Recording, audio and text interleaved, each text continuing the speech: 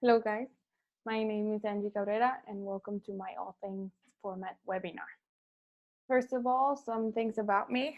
I was born in Colombia, but I now live in Mexico. I've lived here for about 16 years.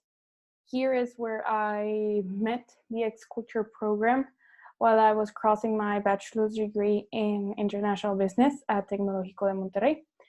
There, I participated in an international business team and we had a good evaluation. So then I received a lot of emails inviting me to the coaching program, and I'm now participating because I found it very interesting for my actual job in consulting. So I hoped it would help me learn a lot, and I have. So while crossing the coaching program, we had the opportunity to evaluate previous submissions and actual submissions, final deliverables. And I noticed a lot in previous years and in this year that some students don't give a lot of importance to format. So I wanted to make a video about it. The idea of this webinar was it to be interactive, that you could comment and by yourself and decide which one was the good, the bad, and the best, because I'm going to show you various examples of cover pages, of executive summaries, so that you could come up with a solution for yourselves. But since I have no public, I'm going to explain each one and explain why I believe they are good or why they are bad or just incomplete. It's not that they're bad, but they need to have information or some format for it to be in a better presentable way for the client. So I'm going to show us a presentation that I prepared for this webinar. So we are going to start with cover pages. I am going to show you 3 cover pages, one bad, one good, and a really good one, so that you can see for yourself the difference of how a good cover page can make an impact, and hopefully decide to do it. Or just, as I say, I'm going to show you a good one that you can use that covers all the necessary things it should have. So we are going to start with the bad one. Why I believe this is bad is not because it doesn't have pretty images, but because it doesn't have the important information necessary for a client. For example, we have team number and team names, but we don't have roles nor contact information. The idea of these deliverables is for clients to seek opportunities and ideas. Maybe some of them will be interested in a certain idea and want to further it on, and they could even potentially offer the one who did that idea or who developed that idea a job. So it is very important to add your role and your contact information. For example, if Erica was in charge of developing the marketing plan for this company and the client is interested in the marketing plan or furthering it, so he could want to contact Erica. He doesn't know Erica did the marketing plan and he doesn't know how to contact her. So that's why I believe it is important to add that information. Moving on, we have a good cover page, one that also includes the Culture logo, the logo of the company, the title, and here we have the role specified. For example, now we know that Nicolas did the key competitors, the analysis proposed market. He was part of promotional material and certification, and he's from Colombia. So now the client is going to be able to know who did what and how to contact them. And finally, I have this cover page because while we were evaluating, you get all these reports and you get like 10 to 15 reports and you can see the little file.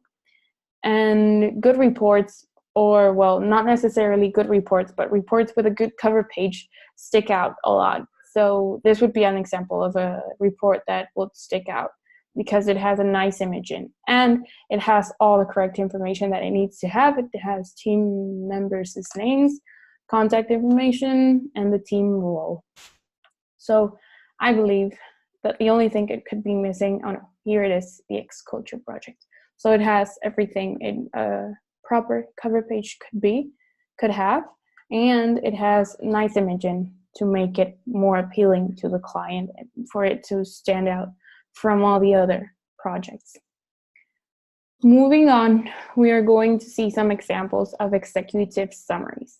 First of all, why is an executive summary important? The client is going to read a lot of reports, and he's not going to read all of them. So it is important for the executive summary to be short enough for the client to be able to view the page, quickly identify key things, and if he's interested in the key thing that he read, he'll go to the index and he'll see more information about it. But it's important for him to just be able to quickly see like main competitors, so that the information is concise, so that he will easily identify key things.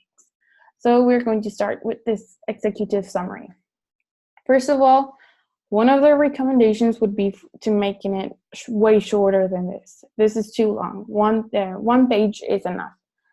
And for example, if a client wants to see something easily, he's not going to. He's going to have to read a whole paragraph. So first of all, this is a no-no because of the length. It should be a one-page executive summary. So next, we have this one that I liked because it's one page, and it's also recommended to use bullet lists so that the information is like easier to read. So here we see the better use of social media, funny stories of alpacas. So we can see that they are offering the client to use funny stories of alpacas. If a client is interested, he's going to go to the marketing area and read on about it, but he doesn't need to read all about it here. He just needs to know the main idea. And in this next one, I like it because it's even more clarified by title. So here we see main competitors, Island Alpaca Company, Alpacas of Montana, expansion. So I like the way this summary is presented because it's concise, it's in one page. The titles are sublined so that you can see them, and it's in a bullet list, so it's easy for the client to catch concepts out of it. Next, we have this really good example of an executive summary that I found from previous submissions. I believe that this is one of the best executive summaries I've seen. I didn't see one like this in this year's submissions. It's really graphical, so that it's even more outstanding for the client. Like, he's going to see the challenge, he's going to see the market analysis, the competition, the target audience. I think it's presented in a way that everything stands out and that it summarizes for the client what the project contains. Next, we are going to move on to images. Images are very important because they can help you illustrate your ideas, or they can't. Or I found it called to my attention that Dr. Varas, in one of his coaching lectures, he very much made us understand that it was important for images to be included in a correct format. So I'm going to show you some examples again of the good, the bad, and the very good, so that you can use the very good in your proposals. Here is an example of a good image. We have a good image and a bad image. According to Dr. Varas, it is very important to use high quality images. So we can see a very high quality image, but then we see a logo that is squished. So I find it like you already went to all the work to include a very nice image of Nashville. Why not include a good logo? So take this into consideration. Don't squish images. Try to up the size or reduce the size in a correct manner, because it does look bad that the logo is squished or that the images are not centered in the document, even though this could have been a very good cover page. Next, we have an image that is also squished and that is not clearly visible. So always remember, either try to, here we can see a chart, sorry. Always try to reproduce charts so that they're in your own format and that all the charts in the document are in a similar format. That makes it, again, easier for the client to read. And always use high quality. Here I can see the numbers, but someone with a worse eyesight may not. So always take everything into consideration. Make it easier for their client to see what you want him to see. Next, we have charts and graphs. Again, I would recommend to always reproduce your charts and your graphs so that they are both in the same format and that they are always easier to read. When you download charts or graphs from the internet, they might sometimes have either a low resolution, or they might have a lot of information and that's not all you want to show. Maybe you just want the client to see 2 or 3 numbers. Well, then reproduce it and show the 2 or 3 numbers. Just always remember to cite and use your sources correctly. So first, we have a very good example of the use of charts. Here they use it for the SWOT analysis and for them. Oh, here is an executive summary again. A very good example of one in which they show the client the results of the SWOT analysis, the recommendations, the market analysis. I think this is a perfect example because you can see that they recreated it, so it's all in the same format, even though they used different charts and graphs. Next, here is an example that I would say it's in the middle because you can see they downloaded it, but they centered it correctly in the document and you can clearly see the information.